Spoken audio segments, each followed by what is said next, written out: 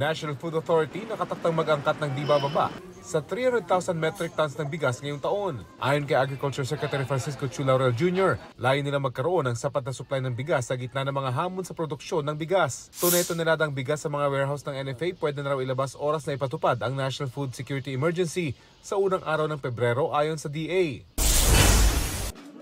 Chinese national at 2 Pinoy nakasabat umano niya sa pang-espiya, arestado. Ang Chino, konektado raw sa People's Liberation Army o militar ng China.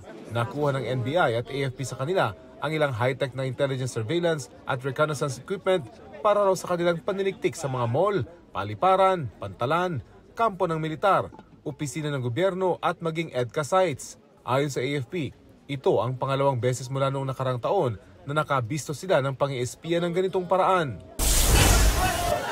Magtiyuhin, patay ng matrap sa nasusunog na bahay sa gitna ng pista ng Santo Niño sa Tondo, Maynila kahapon. Isang senior citizen naman ang sugatan. Inaalam pa ang sanhi ng apoy na nagsimula raw sa ikalawang palapag ng bahay. Sa Quezon City, inabot ng mahigit 9 na oras ang pag-apula sa nasunog na cold storage facility na katabi ng gasolinahan. Wala namang nasaktan sa sunog na inaalam pa ang pinagmulan. Rafi Tima nagbabalita para sa GMA Integrated News. Huwag magpahuli sa mga balitang dapat niyong malaman. Mag-subscribe na sa GMA Integrated News sa YouTube.